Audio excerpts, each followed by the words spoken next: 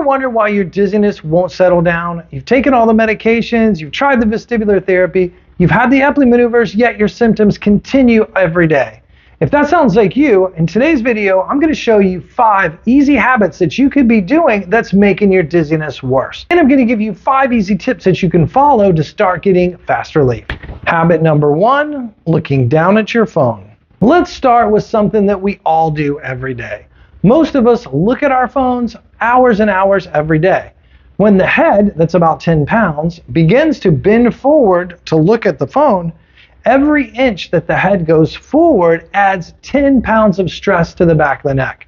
So if you're 2 or 3 inches bend forward, instead of your neck dealing with 10 pounds, it could be dealing with 30 plus pounds of stress. That's no good. And when it comes to dizziness, stress and strain at the muscles at the base of the head will flare up dizziness very quickly. It's called cervicogenic dizziness. Dizziness that's triggered by pain in the upper neck. So it's a small thing, but if I can take my cell phone and instead of putting my head down to look at it, maybe to check my email or social media, bring the phone up to eye level, and if you can do some of your tasks on a larger laptop or desktop and not use your phone as much for smaller tasks, that's also a great habit. But this is a good one that you can try today. Start bringing it up and start to see if that helps a little bit. Now let's look at our second habit. Habit number 2, avoiding head movement. If you're suffering frequent dizziness and you notice turning to the left or to the right or maybe even up makes you really dizzy, it's quite normal to stop turning your head. Some of my patients come to the clinic and they've put a neck brace on. They're so nervous about turning their head that they'll just stop it altogether. However, the way the neck works is if I don't move it at all, guess what? My joints are going to get stiffer, my muscles are going to get weaker, and my neck disorder causing my dizziness is now going to get even worse. So if we can move the neck with a tall posture and your chin neutral, let's say turning to the left normally makes me dizzy, but if I can go really slow and careful, maybe 20 or 30 degrees, and careful coming back without stirring up the dizziness too much, this is great. This is going to get my neck used to moving again. It's going to get my nerve receptors used to moving again. So let's practice that. Maybe you go as far as you can comfortably. Don't force it. Don't make yourself dizzy. But maybe you do that 5 or 10 times. And then, well, if you're doing this, you could easily do this 2 or 3 times during the day. But adding a little bit of pain-free, dizzy-free movement into your day is going to be a big help. Way better than the alternative of just stopping moving altogether. Now let's look at our third habit that I see all the time in the clinic that makes my patients worse. So if you're enjoying today's video, but you want to dive deeper, don't miss my new book, Cervicogenic Dizziness Relief, A Complete Guide to a Dizzy-Free Life. In my book, I put all of my home exercises, all the treatments that I give my patients every day in the clinic. There's many books out there to help with dizziness and vertigo, but very few books that focus on dizziness that comes from the neck. So I'll put the link below, check it out. It could be a great resource. Now let's get back to the video. Habit number 3, stretching a neck that actually needs stability. This habit surprises almost all of my patients. The myth is if your neck is tight, maybe it's causing pain at the base of the head and it's causing you dizziness, what you need to do is stretch it. You need to pull your ear to your shoulder and hold it for 20 seconds, or maybe pull your chin down to your armpit and hold it.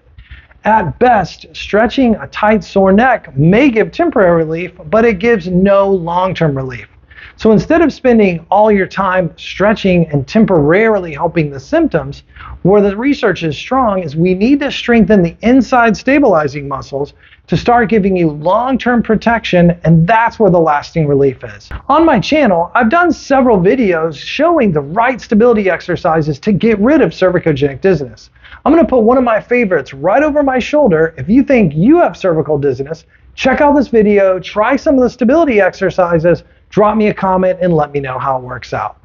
Now let's get into our fourth habit. Habit number 4, sitting too long without moving. Whether you're working at a computer, driving, or just watching TV, it's very easy for us to stay in one position for a long period of time.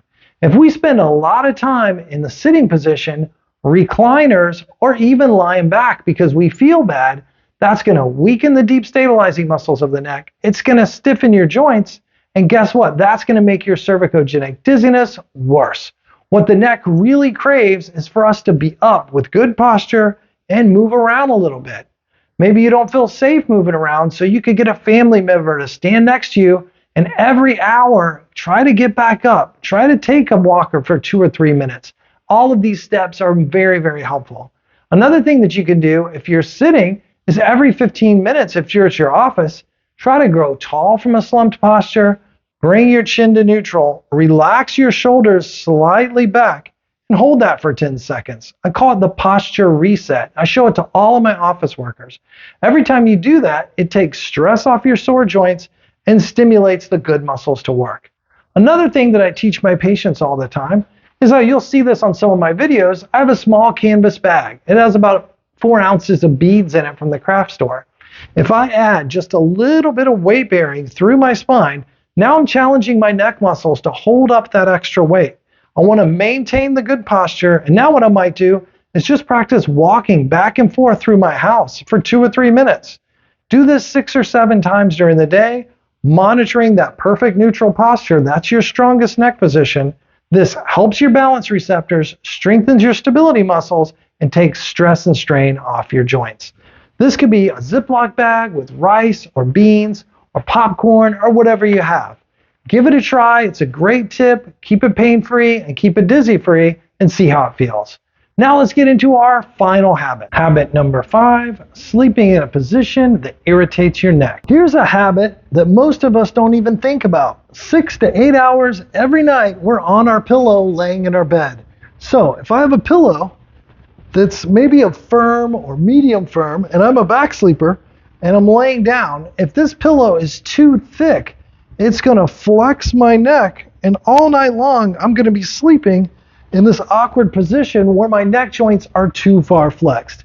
If that's happening, what's gonna happen is my joints are gonna get stuck in that flexed position, and then when I go to turn my head side to side or extend back, it's gonna produce pain or discomfort. Many of my patients will tell me, waking up in the morning, that's when their symptoms are the worst. They're so dizzy, their neck's sore, they have tons of headaches. So if we're gonna get a pillow for back sleeping, you need to make sure that the pillow supports you and creates a neutral spine. Doesn't necessarily mean that we have to get the world's most expensive pillow, but the principle we're looking for is neutrality. The chin to forehead alignment should be fairly neutral. Now, if you're a side sleeper, we've got to make sure that we fill in that space between your shoulder and the bed. There's more space there.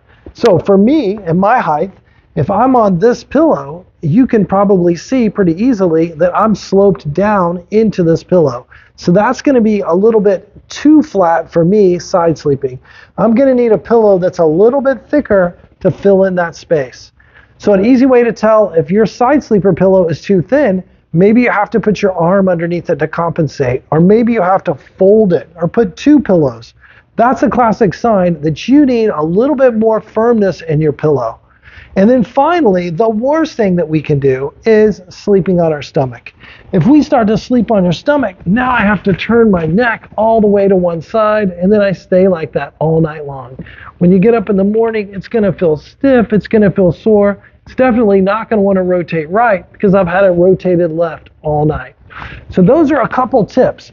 Try to get yourself aligned neutral, either side sleeping or back sleeping. Use a pillow that works for you. Not every pillow works for everyone. And avoid that laying on your stomach. That could easily trigger headaches and dizziness. If you recognize one or more of these habits, don't feel discouraged. Almost all of my patients have at least 1, 2, 3, maybe even all of these habits as part of their daily routine. The good news is that doesn't dictate how you're going to do in the future. We can start to make these positive changes every day and have a great result. Well, that's today's video on cervicogenic dizziness relief. I hope you guys got something out of it. Do me a big favor. If you did get something out of it, don't forget to hit that like button. And don't forget to subscribe to our channel so you never miss a future episode of Physio Tips with Mara. We upload every week. Well, thanks for watching, everyone, and we'll see you next time on the next episode.